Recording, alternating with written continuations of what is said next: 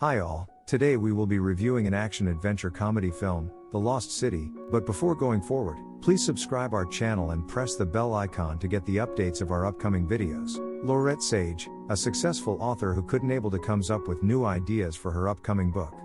She writes romance adventure novels centered around a fictional heroine, Dr. Angela Lovemore, and her love interest, Dash McMahon. Her publisher, Beth Haddon, insists that she must embark on a book tour with Alan, who is also the cover model of her book, to promote her latest work, despite becoming reclusive since the death of her husband. During her first promotional event of her new book, everyone is start talking about Dash's look, ignoring Laurette.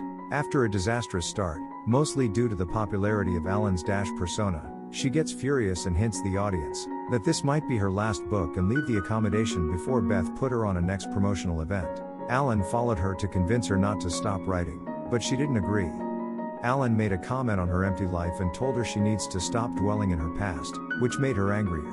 When she is waiting for her ride, another car came in front of her which she accidentally think of her own ride and sits in it, only to be kidnapped by the henchman of Abigail Fairfax and took her to his location. Abigail Fairfax, a billionaire who realizes that Laurette has based her books on actual historic research she did with her late archaeologist husband. He has discovered a lost city on a remote Atlantic island and this is the location of the Crown of Fire, a priceless treasure.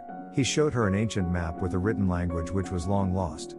He asked her to translate it for him, so that he can find the location of Calaman's tomb and also the treasure buried inside it. When Laurette declined to help decipher an ancient map to the treasure, Fairfax, who fears the site will be destroyed by an active volcano, chloroforms Loretta and takes her to the island by his plane. Alan, who is secretly enamored with Laurette, witnesses her kidnapping. He told Beth about Laurette's kidnapping and recruits Jack Traynor, a former Navy SEAL turned CIA operative with whom Alan met at a yoga center. Jack advised them to track the location of Laurette by using the smartwatch she was wearing on her hand.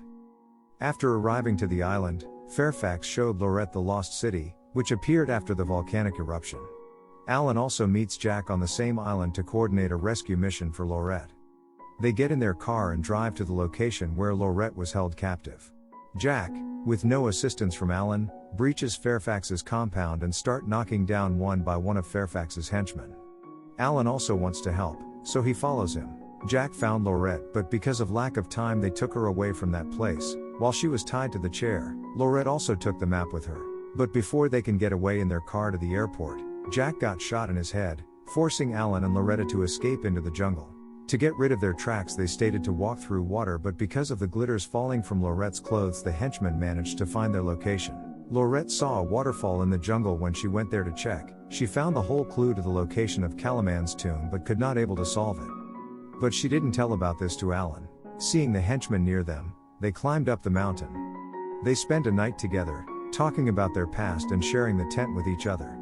While Beth was trying to reach that island to rescue her writer. Early morning Loretta wake up early and try to solve a puzzle for Calaman's tomb, about which Alan confronts her and they got into a heated argument. While crossing through the jungle, some goons on motorcycles shooting at them, but they managed to trick them and make them fall from the cliff of the mountain. Laurette and Alan spend a day fighting off Fairfax's henchmen before reaching a nearby village, where upon hearing a folk song from a local, Laurette deduces that the crown is hidden in a cenote in the jungle.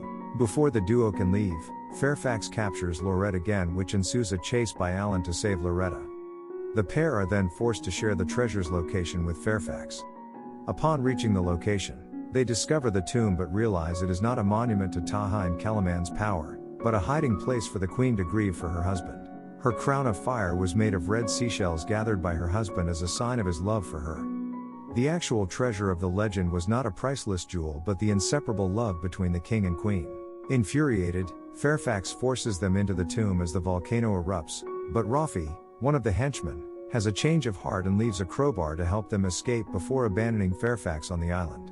Loretta and Alan manage to escape through a tunnel underwater and found Beth, who arrives with the local Coast Guard, and Fairfax is arrested. Loretta's next book, based on her adventure with Alan, is a hit, and they share a kiss at the end of their next book tour. The end.